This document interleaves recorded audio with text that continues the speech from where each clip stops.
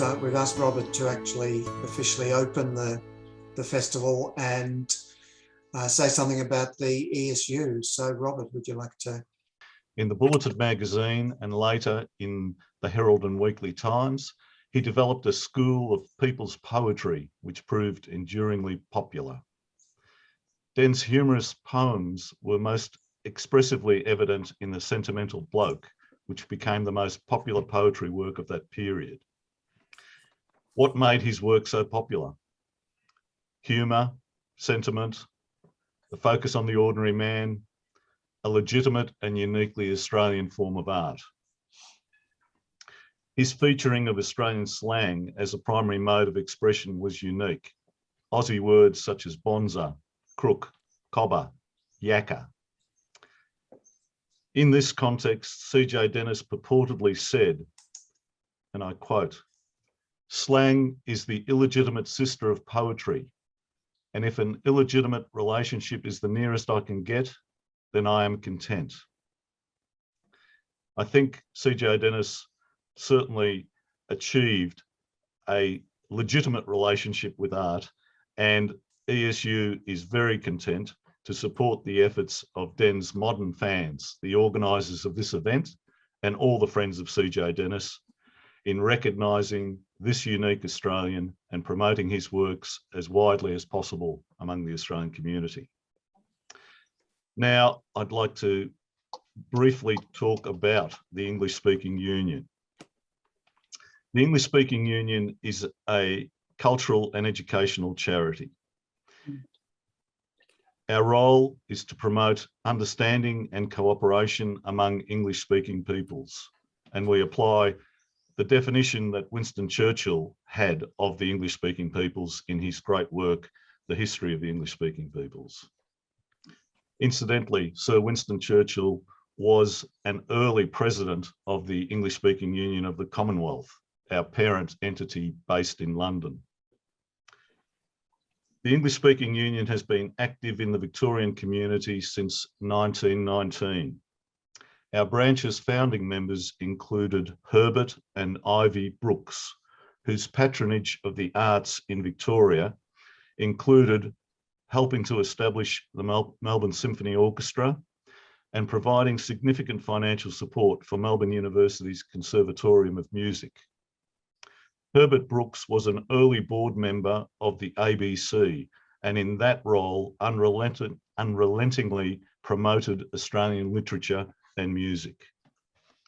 The Brookses' home in South Yarra, Winwick, was described by Trinity College's warden, Alexander Leaper, as the chief intellectual powerhouse in Melbourne throughout the early decades of the 20th century.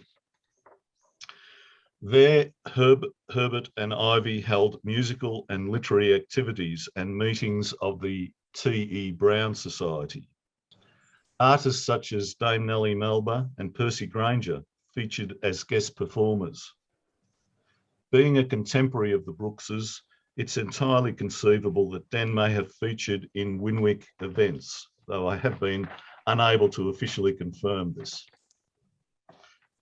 The English-Speaking Union has had a long and proud history of promoting the works of Australian artists. From our inception in Melbourne in 1919, we have fostered creative expression of Australian and related English-speaking artists, from the Heidelberg School painters to Dame Nellie Melba's operatic performances, from Shakespearean classics performed for local audiences to promoting the poems of Robert Burns, from holding art exhibitions featuring the works of Norman Lindsay and Septimus Power to exhibiting 50 paintings by the Brushmen of the Bush, including the famed artists Pro Hart and Jack Absalom. In the 1950s, the English-Speaking Union initiated a travelling scholarship to assist aspiring artists and professionals wishing to pursue further study in Britain or America.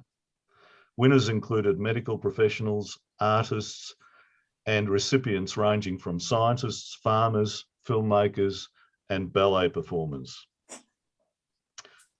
In the 1980s, the English-Speaking Union initiated the prestigious English-Speaking Union Stuart Devlin Craftsman's Award to promote arts and crafts in Australia.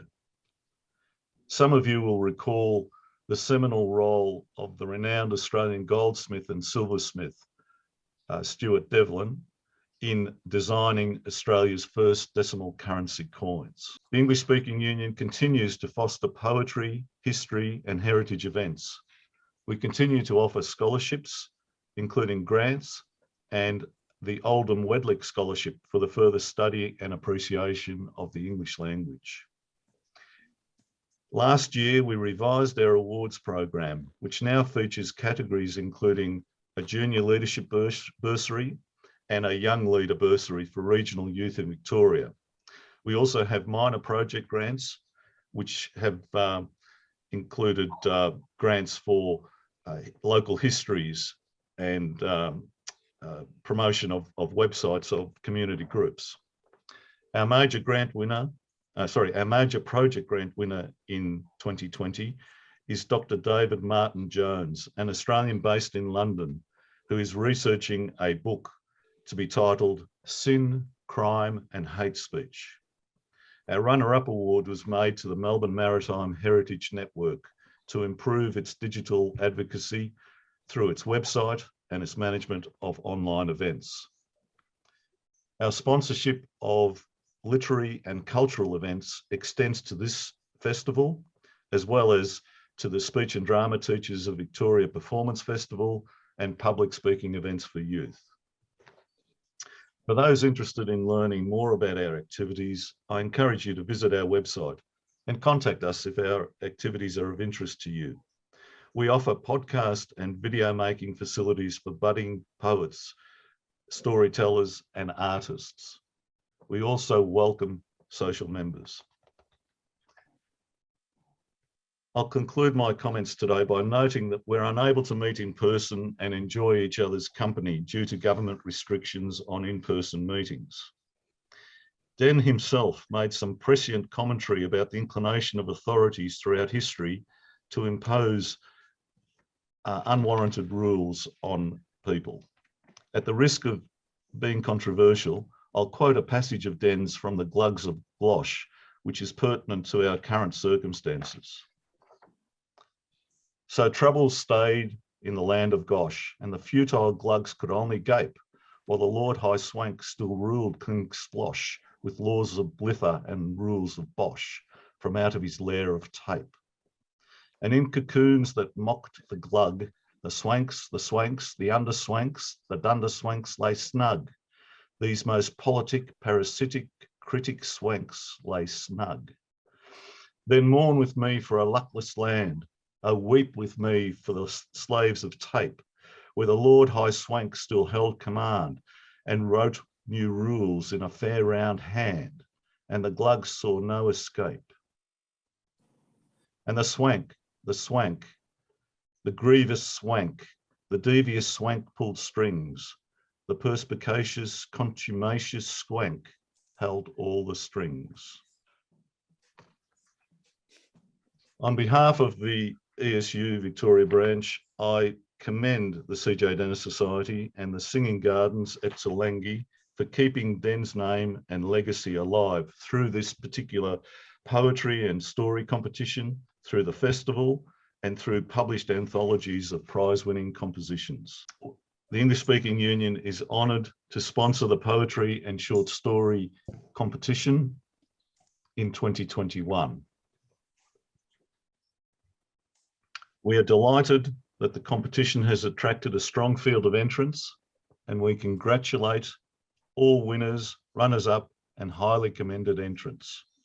We applaud the work of the judges and thank the organisers for bringing everyone together today.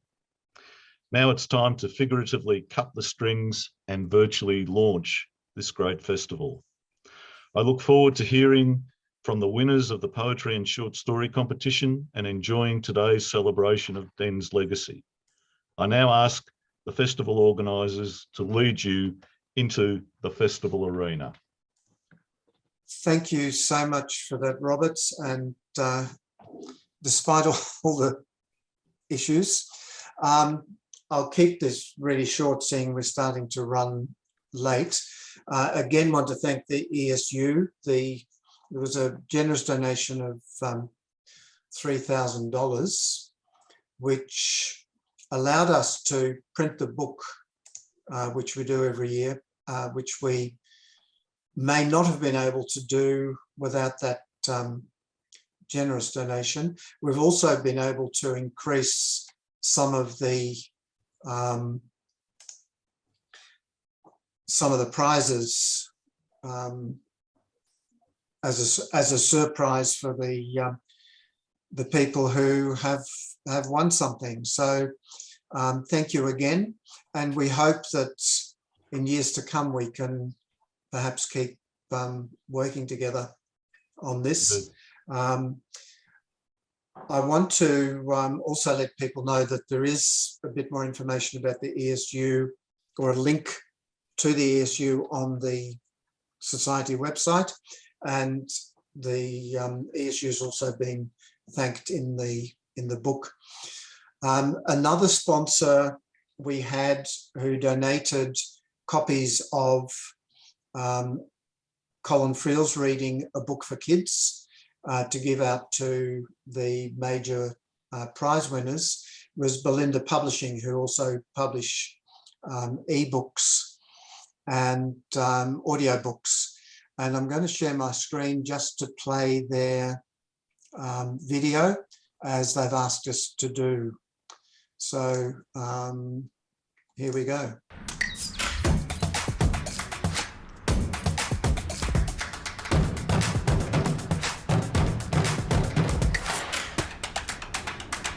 Discover yourself with an audiobook. So that was a word from our other sponsor. Jan Williams, I'd like to invite you to say something as the coordinator of the competition. Jan and Shaz, together on the screen there, are the engine of the competition, sorting through, firstly coordinating it leading up to the judging, and then sorting through all the entrants and contacting entrants who perhaps have done something that isn't quite right with their entry, and then getting everything to me to get the book together. So Jan, would you like to say something? Thanks, Dan. I'd just like to say that since 2008, we have now progressed 13 years forward, and this is the first time we've ever done it this way, but I hope that everyone who has entered in the past will continue to enter, and look forward to coordinating all of your poems again. There's a lot I could say, but I'm going to keep it brief. Thank you very much. I'm not going to hold it up after we were so rudely interrupted, but thank you everybody for your attending, and thank you to ESU for their wonderful donation, and to Belinda Publishing as well, and we look forward to having a really good day. I'd also like to say thanks to Jim for arranging the with Margaret over the ESU donation. That was really fantastic. So thank you. I finished, John. Okay, thanks, Jan. And Jan, thanks to you and the family for keeping keeping Dennis's gardens alive. They always look fantastic. So could you actually read out the prize winners? Congratulations to David Campbell again for The Last Goodbye. He took first prize in the Open Poetry Award. So David, your check and everything will be coming to you sometime in the next 10 days. Thanks, We're Jan. That's posting them wonderful. on Monday. Thank you. Shelly Hansen, congratulations. Second prize with The Barber of Peak Hill. And you're on mute still, Shelley. Yeah. And Peter O'Shaughnessy for third prize. It wasn't a Trianti-Wanti Gongolope. Well done. Highly commended was Gwen Pascoe with the PM, Peter White, who's got dementia. Me. Aline Castles, our dog. So do you want to any of them to read yet, or just go right through? Yeah, I think, David, would you like to read your winning entry? Okay, thanks, Dan. I've just got to, just give me a second while I Sure. bring it up. And David, you're down in Aries Inlet? We are down in Aries Inlet, and it's a delightful day down here. So I'm assuming things are very pleasant up in Toolangi as well.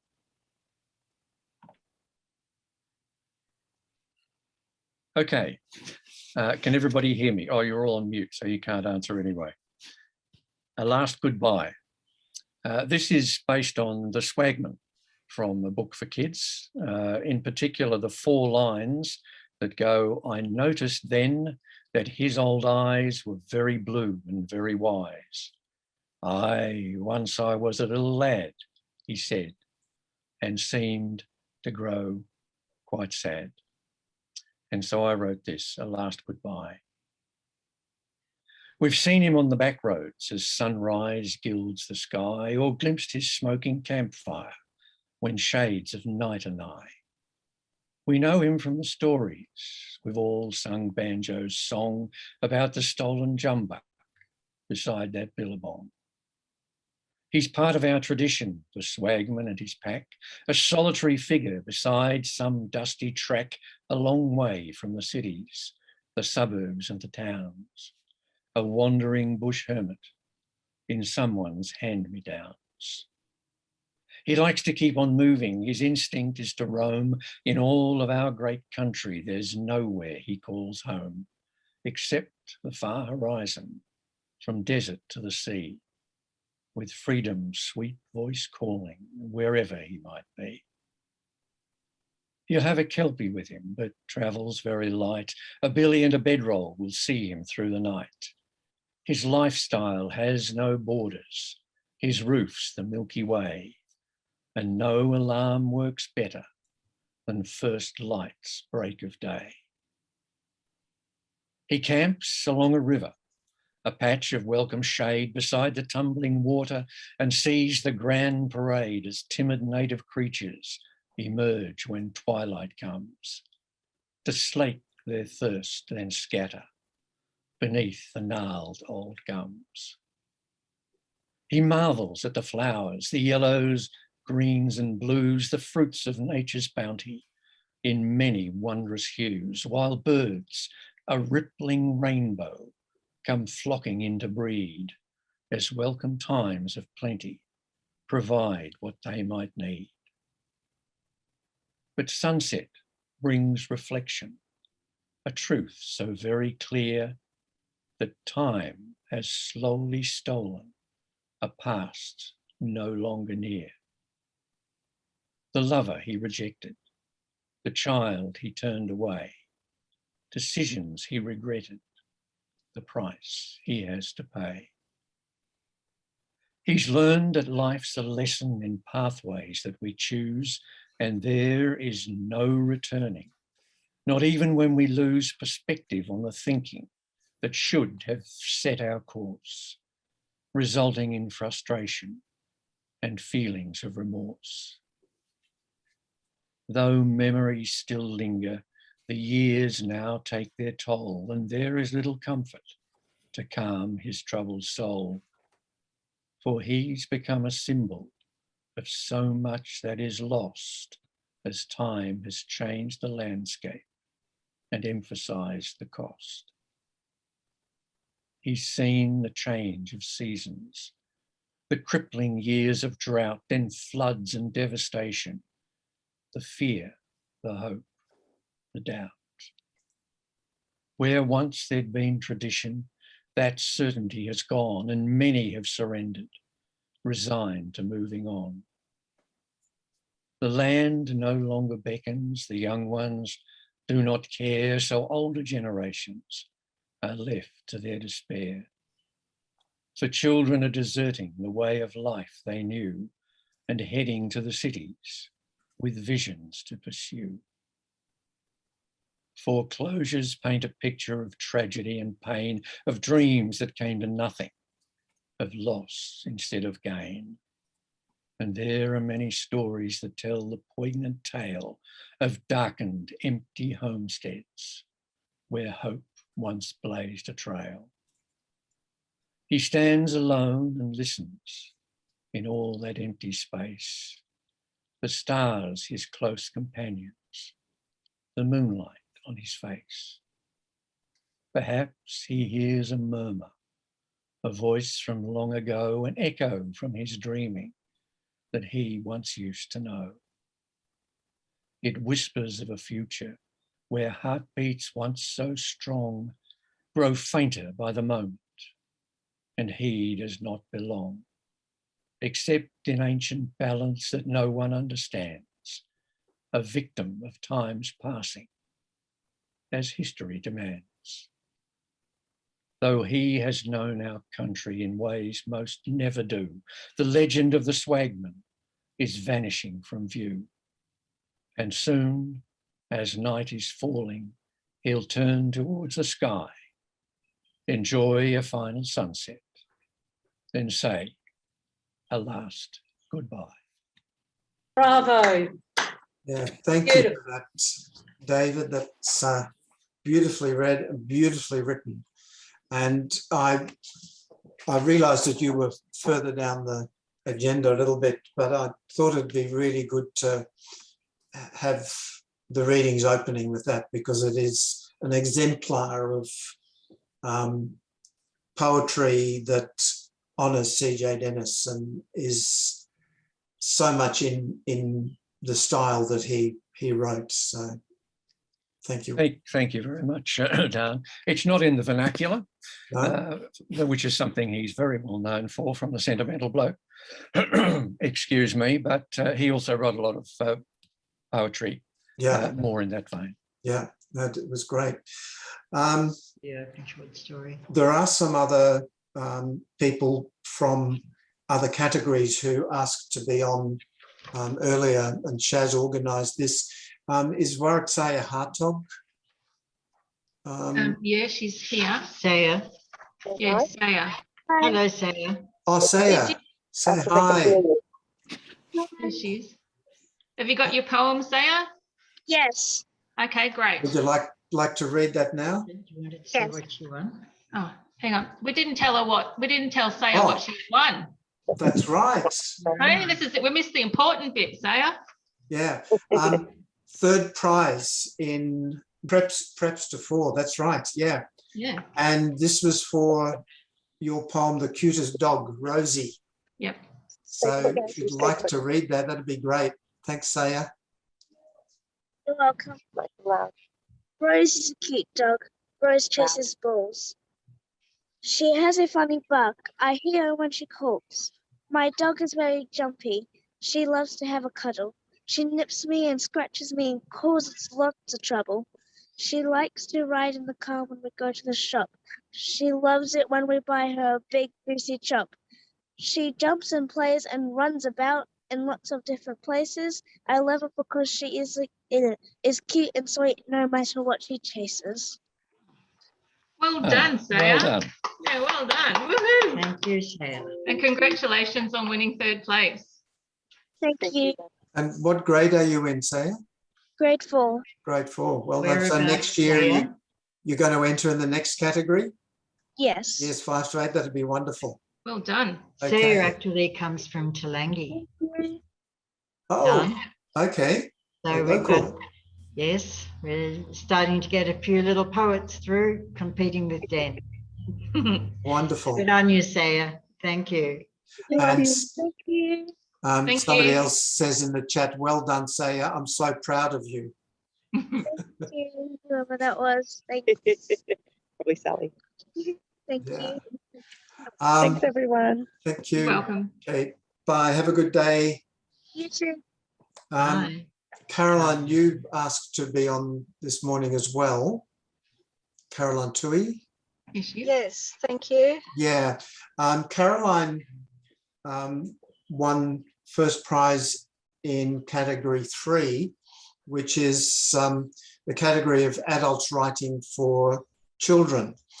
And this was especially important this year because we featured a book for kids, Dennis's collection of stories, or mostly poetry for children. And Caroline won first prize in that category for choosing socks. So Caroline, would you like to read your poem? Yes, I would, and thank you to the judges for liking the poem. I'll probably read it off the screen if that's all right. That's fine, yes. I'm just in the car, so if I look weird, it's because I am weird. I'm in the car. That's okay. So this is modern communication.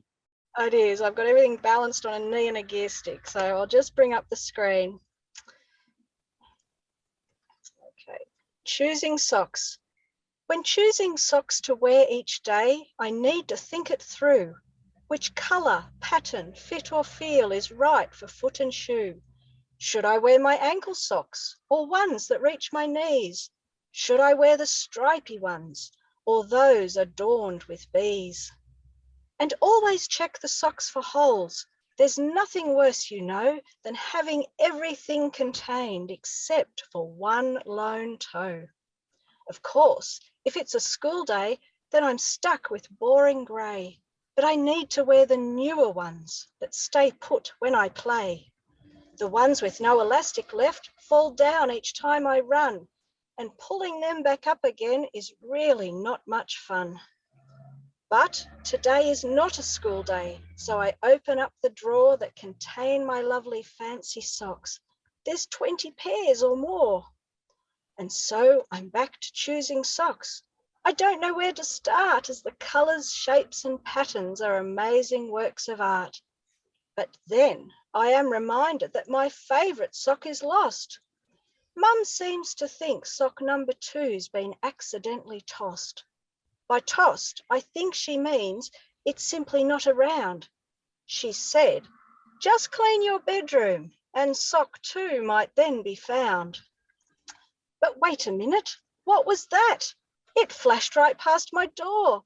I recognise those colours. It's my missing sock for sure. I think my dog has found my sock. It's now his latest toy. I need to get it back from him. He's such a naughty boy. We race around the garden beds. My pup is really fast. But finally, he stops to rest. My sock is safe at last. So now I'm dressed and ready for my friends to come and play. It looks to be a super awesome, perfect kind of day. I'm wearing both my favourite socks, the ones I didn't lose, the socks that are the perfect match for outfit, foot and shoes. Very nice. Thank you. Thank you. That was great, Caroline. I need to also acknowledge Caroline, because what we do with the adults writing for children, they go to a school in South Australia, Penindi, and the poems are read to a class of children, or in this case I think it was 2 classes, and they choose, and the children chose this particular poem for second prize. So Caroline, you've done a double. I have. Wonderful. Yeah. So congratulations. Thank you very much. Congratulations. And thank you to the children. It shows that Congratulations. Yeah, shows it's not just the adult judge of that category. It's also the children, and it's nice when the two actually more or less coincide. So thank you for that, Caroline. My pleasure. And, have a good rest of the day wherever you're going. I will. I do have to leave you now. I'm sorry. I'm a speaker at a workshop, but otherwise I would stay for the rest. But thank you for allowing us to all be together on Zoom today. You're welcome, and the video will be made available so you can catch up later. Lovely, excellent. I will. Thank you, Okay. and good luck to everyone else with the rest of the section. Thank you, Caroline. Thanks, Caroline. Bye. Bye. Done, so that Caroline knows, in case she hasn't dropped off. Students connected with the subject of always losing socks and mothers getting cross. They enjoyed the line and two rhyming pattern. That's lovely. Thank you. Okay, that was the Benindi kids. That's great Okay. feedback. Thank you. Thanks, Caroline. See you later. Bye-bye. Bye. Aye. We're back to category 1, and somebody who keeps turning up in the prize winners each year is Shelly Hansen, for good reason. I'll comment that if the same names appear year after year, it's because these are really, really good poets. They polish their work, they stick to the subject matter and the style, and honouring CJ Dennis, and the judges who rotate through the various categories keep choosing poems from these people, not knowing who these people are when they're reading the poems, because there are no names attached to the poems when they go to the judges. It's a blind judging, and it's not surprising that people like David and Shelley keep appearing in the prize winners. Shelley won second prize in category 1, which is the open poetry category, for her poem The Barber of Peak Hill. Shelley, do you want to say something about what prompted you to write this and then read the poem? Thank you, Dan, and it's a real thrill to have received second prize. It's a competition that I enthusiastically support and value, so it's a real delight, and congratulations to David for an outstanding winner. My poem was based on CJ Dennis's poem The Barber, obviously, in a book for kids, and it's a true story about a real barber in a real town, Peak Hill, New South Wales. We encountered him on our travels a few years ago, and he's since passed away. And his name is Cecil Titheridge. He lived from 1920 to 2020, so I'll let you do the maths there. It's called The Barber of Peak Hill. They told me he had passed away, the Barber of Peak Hill.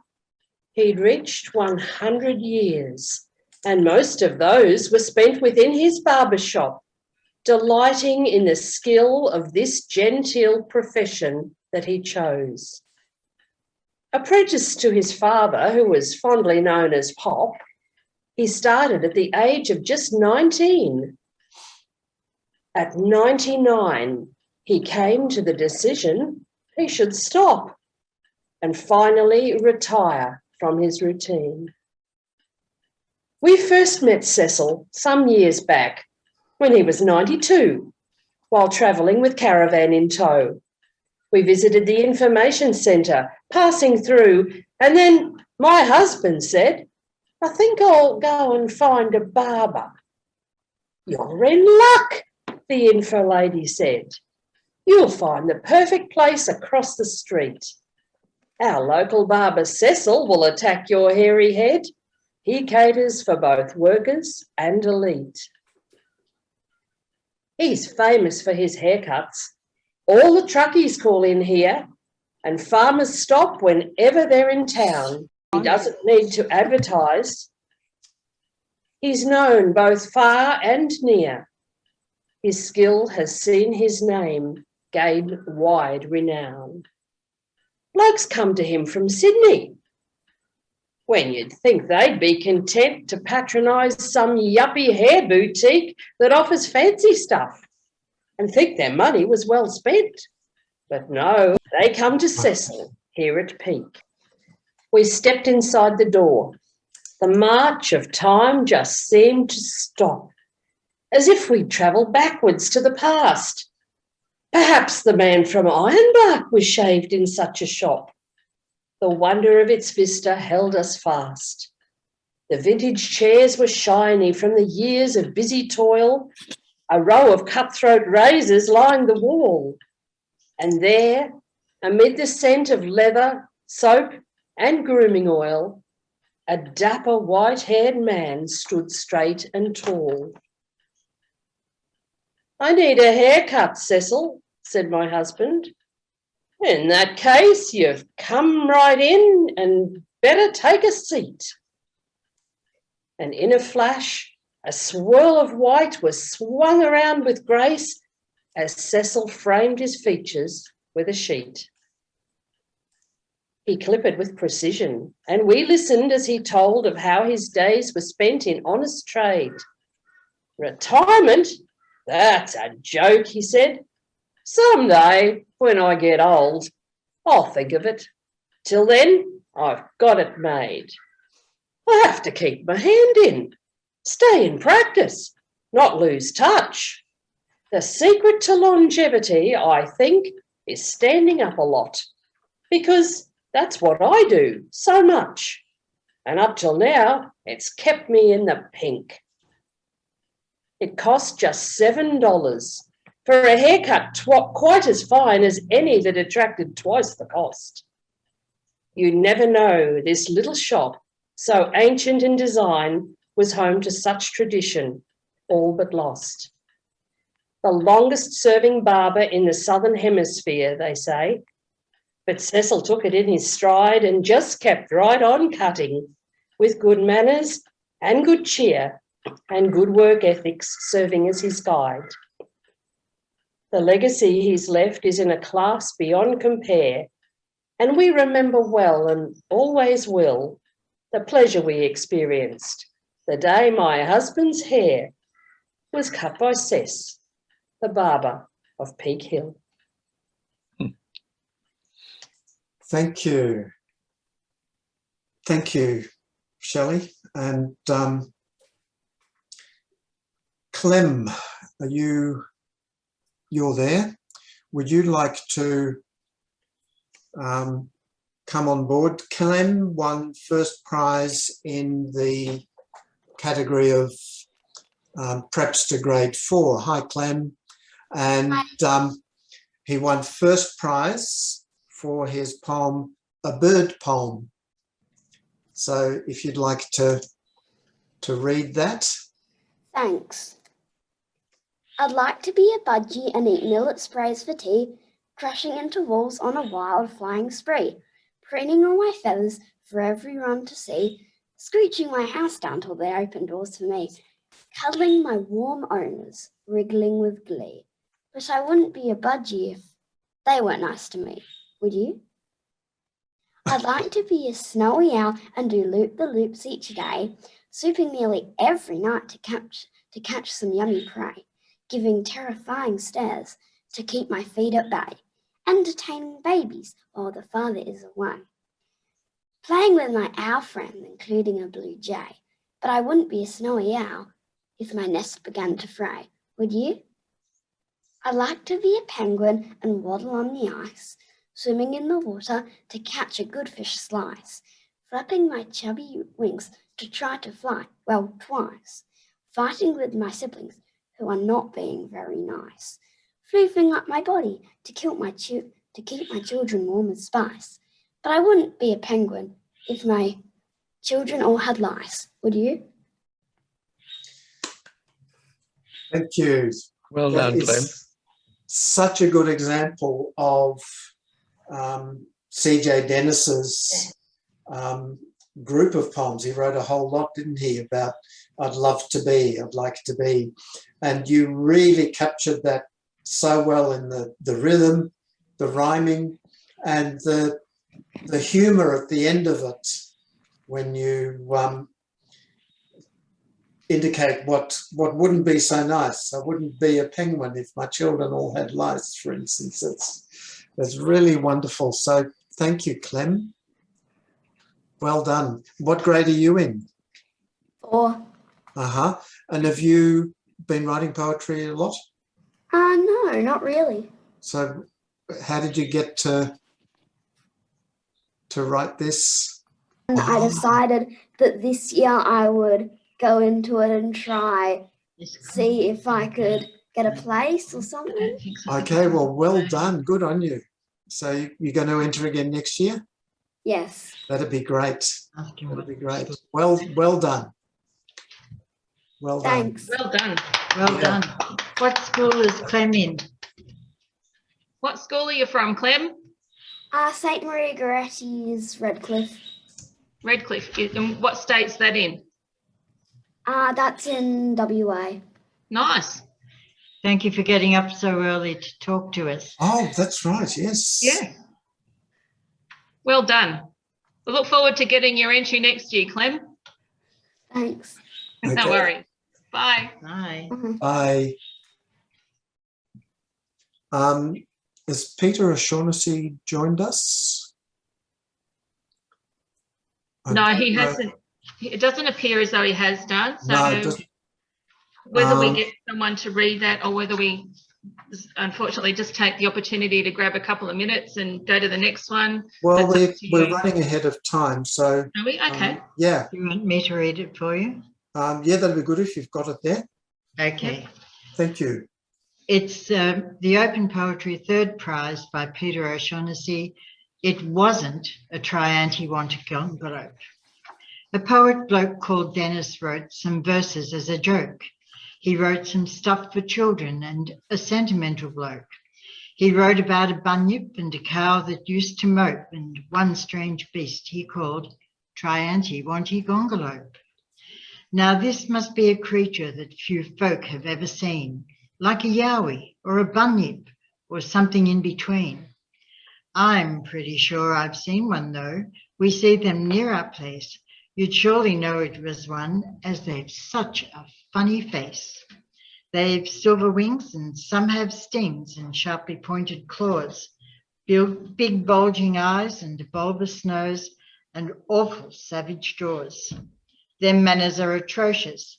They will tear their food to bits while swooping down around the lake, pursuing small titbits. As CJ said, they are quite shy. They never stop for long. They zip about and fly quite well. Their silver wings are strong. We're told that they look scary if you get too close and stare, but if you take another look, you'll find that they're not there. There are big ones and some small ones, and all of them are mute. And if you do look closely, you'll find them most acute.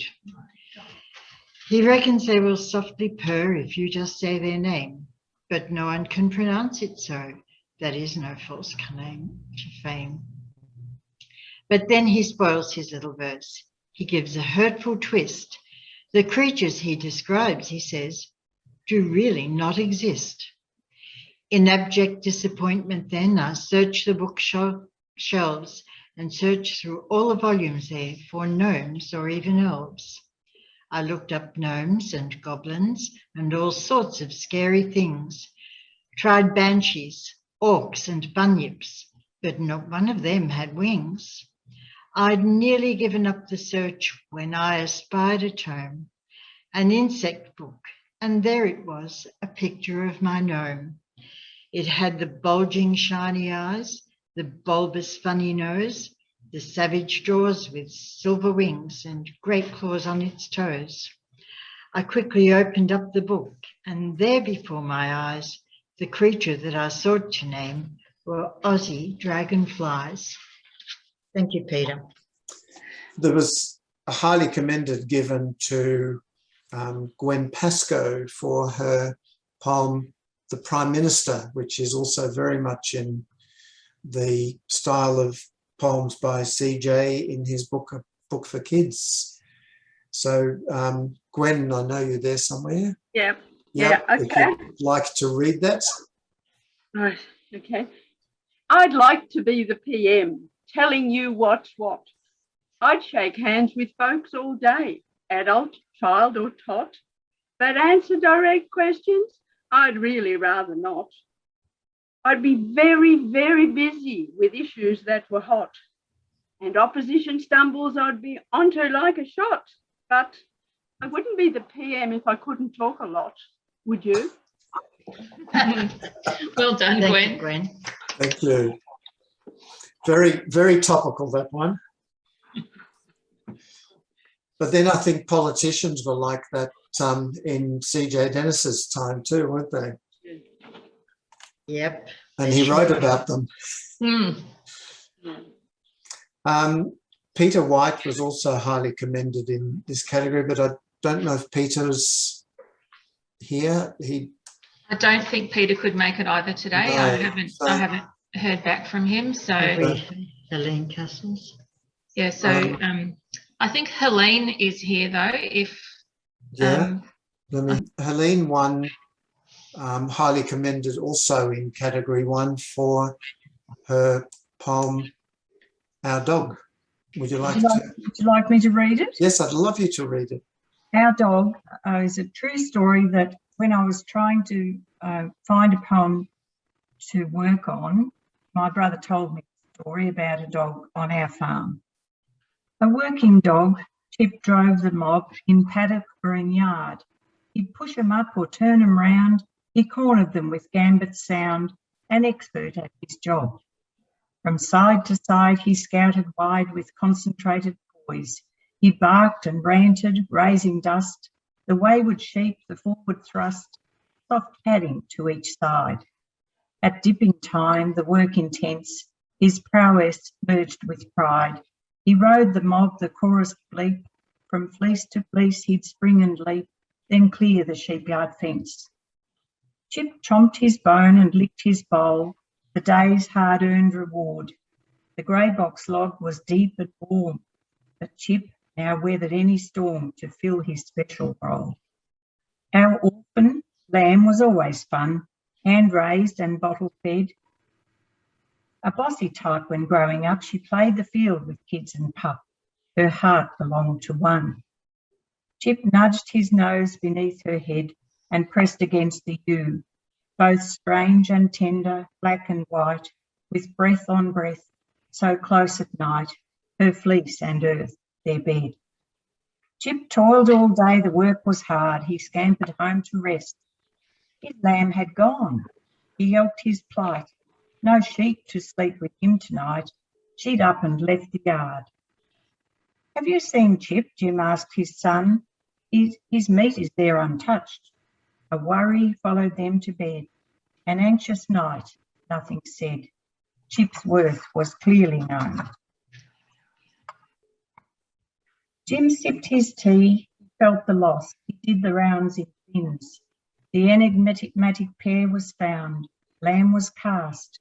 Chip pawed the ground, then slinked up to his boss. Our lamb was dragged across the grass and hauled into the truck. Come here, good dog, a pat, a curse. Get in the back, you arrant nurse. And thus it came to pass. That's really good. Very real. Thank you, Helene. Congratulations. And congratulations to the winners and fantastic competition. Well, keep entering. Yep. Everybody keep entering. Well done. Seeing that Peter's not here, I might read Peter's entry, also highly commended. It's called Who's Got Dementia? And it was inspired by Dennis's poem, The Traveller. As I drove into Ararat, I saw a man whom I thought that I'd seen before along my way. But where that was, I couldn't say. I didn't stop to have a chat. Instead, I drove from Ararat. As I drove into Bungendore, I saw the man I'd seen before. I saw him last some time ago, but where that was, I didn't know. I bought some chestnuts from the store and made my way from Bungendore. As I drove into Cunderdin, there he was as I drove in. No matter where it is I go, his now familiar face will show. I said, it seems I cannot win. I drove away from Cunderdin. As I drove into Deloraine, would you believe he's there again? I'd love to find a township where I will not see him standing there. He is becoming quite a pain. I drove away from Deloraine. As I drove into Emu Park, I parked my RV just on dark. At dawn, I was surprised to see that bloke had parked alongside me. I'm sure he parked there for a lark, and so I drove from Emu Park. As I drove into Fowler's Bay, he wasn't there, I'm glad to say, but then I found I spoke too soon as he arrived in town at noon. I packed up and I made my way, driving off from Fowler's Bay. As I drove into Gundagai, I wondered if that bloke I'd spied, there he was. He said, "Hey, Jack, I saw you coming down the track. I'm tickled pink that you and I would meet up here in Gundagai." "I think you've got dementia, Pete," I said. "In Gundagai we meet. All members of our RV club will meet at the Criterion pub. You'll find it down on Sheridan Street." "I'll make my way there," answered Pete. That's it. Well done. Open Short Story Award. Yeah. First prize, Jim Kent. First prize was Jim Kent. Are we there yet? Short stories were limited to 500 words, which is not an easy thing to do. To write a short story in such a limited word count and have it be interesting, have an arc, have a good ending. So anyone who can get the judges to take note and award it something is doing really well. So second prize went to Gwen Pascoe, The Man with the Daffodil. So Gwen, would you like to? Thank you. This has reference to the Billy. That, yeah. I might say too, Gwen, you keep turning up in the prize list year after year, and again, it's not surprising. I came across this kind of material when I was researching a master's on plant introduction, and while this isn't true, this sort of thing was. That's The Man with the Daffodil. "Here, Davy, take the book of Wordsworth poems. It will remind you of home." "Thank you, Father. And Davy, this is from me. It's a daffodil. You can grow it in your new home." "Thank you, sister. I'll treasure it. And when I strike gold, I'll bring you a golden daffodil." "Oh, Davy," her eyes were shining. "Will you really?" He often thought of them on the long voyage, and whenever homesickness struck, read his book of poetry and touched the daffodil bulb in his pocket. Months later, the bulb was planted outside a canvas tent on the banks of a muddy creek. He wondered if it would grow. Busy working the claim, he almost forgot it until he noticed leaves where there had been only clay. He erected a makeshift fence to protect it from clumsy boots. The leaves lengthened, and finally there was a bud. Then his mate arrived with a breathless announcement. "Davy, there's a rush to Forest Creek. If we go now, we'll stake a good claim. This could be it, Davy. Come on." "But it's about to flower," Davy faltered. "What?" "Oh, that. Stick it in a pot or something. Bring it with you if you must." So he did. The daffodil was carefully dug up and planted in the billy he carried. By the time they reached Forest Creek, it was in flower, its golden trumpet shining like a flame. Some diggers laughed, others suffered a twinge of homesickness. Occasionally it was stolen, but it was always returned. The man with the daffodil travelled from rush to rush, sometimes staying long enough to plant the bulb, but always, when he left, there was a daffodil in his billy and an increasingly tattered book of poems in his swag. He found enough gold to keep from getting hungry, but never enough to go home. Never enough to make a golden daffodil. He sometimes thought of his family, but they were so far away and letters took so long. They eventually stopped coming and he stopped writing. At last, after years on the track, he moved into a small hut on the edge of an abandoned diggings. Between the dusty track and the intermittent creek, he planted the bulb from the billy. It multiplied in the disturbed soil, and Davy exchanged bulbs for other plants or seeds carried by occasional travellers and a few locals. He settled into his small home, growing vegetables for himself or to barter, and fossicking to pay for his other needs. The bush gradually reclaimed the old diggings, while Davy's hut settled more nearly into the ground. Years passed. Finally, someone wondered if he was still there, but when they got around to checking, they found no one. Wombats have undermined the old paling fence. The lichen-covered apple trees are engulfed in blackberries. The billy has rusted away, but every spring, by the side of the track, you can still see the gleam of Davy's daffodils. It is, it's so evocative. Yeah, very nice. Beautiful. Yeah, third prize. Shelly Hansen, another name that turns up occasionally. Well done, Shelly. Third prize for the Axeman's Apprentice in the short story section. So thank you, Dan, and thanks again to everyone and the judge for liking my story. It was inspired by C.J. Dennis's The Axeman, excuse me, and it's about my grandfather, Bill, who was an axeman. He was a timberman all his life, and he had lots of stories of time in the bush.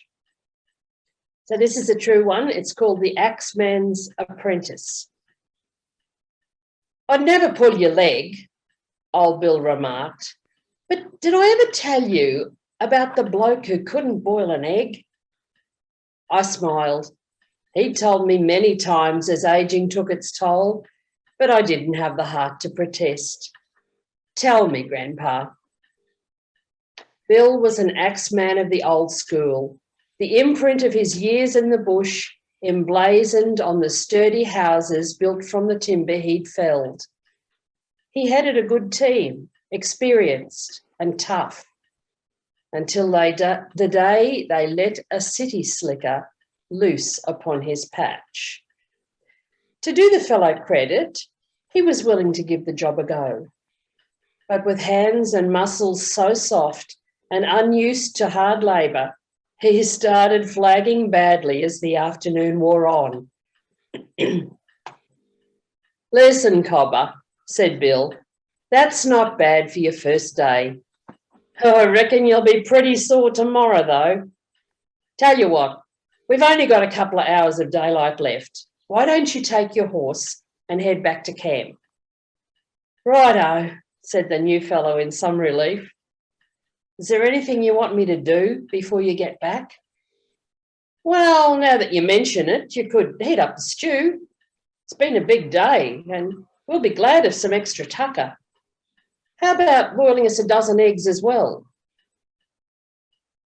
The dusk was well advanced by the time Bill and his crew returned. The campfire was alight and the aroma from the big camp oven told them dinner was ready. Bill turned to see his apprentice slumped against a tree, resting labour-wearied legs.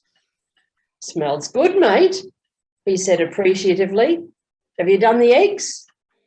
"They're still on the boil," the new bloke replied. Bill was conscious of a feeling of foreboding. "How long have they been on?" "Oh, about an hour and a half. Mum always said eggs were best hard-boiled." Bill groaned. "What are you boiling them in?" "The kettle." "City blokes," grumbled Bill under his breath. Sure enough, when he cracked the first egg, the yolk had disintegrated into grey dust. As the whole crew instinctively recoiled from the atrocious smell, Bill said, "Look, mate, I know you've done your best, but 6 minutes would have been enough, and never use the kettle to boil eggs." Grandpa shook his head. "We had to dump the lot," he told me. I laughed. Poor bloke, I bet he never forgot that lesson. I guess not. Nice fella, but not a clue in the bush. We sat in silence, Grandpa dozing, and me just savouring the comfort of his presence. I thought about his life, lived without trust in technology. Who needs a telephone, he'd say. I'll ride my horse to the neighbour's place if I can't shout that far. He stirred, blinked bleary eyes, and a slow grin spread over his craggy face. I never pull your leg, but did I ever tell you about the bloke who couldn't boil an egg? That was brilliant. That was very, Very funny and touched, Shelley. Well done. thank you. Another person who did well in the short story section was well, here we are, Gwen Pascoe. Haven't heard of her before. Gwen, you were highly commended for the wink. Well, this one's another true story. Yeah, no. The child was woken by crashing sounds and raised voices. Of course, the extra money's good, but if you get caught, you'll lose your job and this house, and then where will we go? There's plenty of other returned soldiers desperate for a job. Oh, have you forgotten? We're in a depression. All right, this is the last time. I promise. The relieved child went back to sleep. When she emerged, blinking in the dusty sunlight, she noticed the potato sack near the door. She knew it held the silky, dark brown pelts of the native water rats her dad had trapped in the swamp. Her mother nodded towards it, tight-lipped. This is the last time, she said. The child went outside and looked along the dusty track that divided the treeless plain. Mum, there's a car coming. Her mother came out, wiping her hands on a tea towel. It's the inspector, she whispered. Quick, get rid of these. She pushed the sack into the child's hands. What? Where? Anywhere. Just get rid of them. I'll try to delay him. Jim, she shouted, get into bed and stay there. Her father, shaky, went into the bedroom. Her mother quickly cleared the table. The child, fumbling clumsily with the sack, ran around the side of the house. Where could she hide it? The swamp was almost dry. The garden was sparse. The shed was too obvious. Could she push the sack under her bed? But the car was already pulling up at the door. There was only the dunny. Her thin legs raced across the yard. She pulled the wire catch, darted inside and closed the door. She shook the pelts into the dark, fennel-smelling hole and folded the sack, leaving it as a mat. Pleased with her work, she sauntered back to the house to hear her mother telling the inspector that Jim had a bad case of the flu. Sorry to hear that, Mrs. Wilson. Don't bother him. I'll talk to him next time. Everything seems to be in good order. Jim will be pleased. He's asleep now. Would you like a cup of tea and a scone? Couldn't resist that, thank you. The inspector obviously enjoyed his morning tea and seemed reluctant to leave. At last he levered himself out of his chair and looked towards the dunny. Do you mind if? He nodded in its direction. Make yourself at home. The child watched him in horror. What if he looked down? What if it didn't sound right? What if it smelled like fur? What if he emerged after what seemed like an age, walked to his car, waved and left? Her mother suddenly sat down on a chair and fanned herself. Her father, white-faced, opened the bedroom door. I promised it would be the last time, he said, and it was. But the child was never quite sure if, as he drove away, the inspector had winked at her. Brilliant. Thank you. Thank you. Thanks, Gwen. Well done. I don't think Shelley and Gwen turn up again today No. in the process. Thank you. We've still got a bit of time before the lunch break, so I might actually read Jim Kent's entry. Jim won first prize in the short story, and Jim is not with us today. So This is his story, Are We There Yet? Are we there yet? Put a sock in it. We've just left home. How much further to Cup? What's the name of the place? Cuppa Longa. What a stupid name. Is it Aboriginal? I don't think so. Perhaps it means come alonga for a cuppa. Cuppa come along a hill was there before your grandfather. He named the property after the hill. You always said that he was a silly old bugger. Wash your mouth out with soap. Are we there yet? You asked me that 5 minutes ago and we still have a long way to go. Geez, you're lucky there's a road and you're in a car. When I was a lad, I had to ride all the way on my pony to see grandfather and brother Bill. Took me almost 2 days following that little rill. That ain't a rill, it's a creek. That isn't a rill. That's what I said, it's a creek. When I was older, too big for the pony, I rode a cream colt, but we still had to camp at night under the currajongs by the rill. Creek! Sometimes drove in cattle and held them there overnight. God, did you sing to them at night like cowboys? No, just as well. If you sung to them like you sing in the shower, you'd stampede for sure. Sometimes we'd sing while droving them to Cuppa Cumalonga. Cripes, did they sing too? Rover, rover, cattle drover, or a moo-moo here and a moo-moo there, here a moo. Hey, I've got an idea for a great song. Come and have a cup at Cuppa Cumalonga and stay a little longer. I've still got that bar of soap and get a little stronger. Crikey, I'm a poet and I don't know it.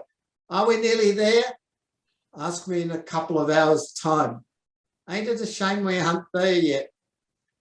Isn't it a shame we are not there yet? That's what I said. You deaf or something? Sometimes I wish I was. Like I do when you're singing in the shower. You know, Bill must be a bit deaf. He reckons I'm swearing when I ain't. When you're not. Of course I ain't. I'm sure that Bill knows what he hears. I heard you swearing myself. Bloody ain't a swear word. Bloody isn't it? It is the way you used it, along with a few other words that sometimes slip from your silly tongue. That's why I brought along the bar of soap. This is a long bloody road, ain't it? How much further? Just a hoot and a holler. God, ask a silly question. How far is a hoot and a holler? 10 times the length of the fool. So lay down and measure yourself. Funny, ha. If that's how it's going to be, I won't talk to you. Good. Are we there yet? So, good Very on you. funny. Good on you, Jim. Oh dear. And good with making the two voices, Dan. You did a great job. Thank you. Thank you. That's the, what do you call it? The frustrated actor in me. Yeah. It might be an idea, Dan, to tell everybody when we receive all of your poems, Sharon and I, to send them, coordinate them and that. We don't read them, so we're enjoying them today. Yeah. The reason we don't read them is because we get prejudiced. Yeah. We know the names. Yeah. We don't judge any, of course, but we still, have to avoid having favourites. So it's lovely to hear them.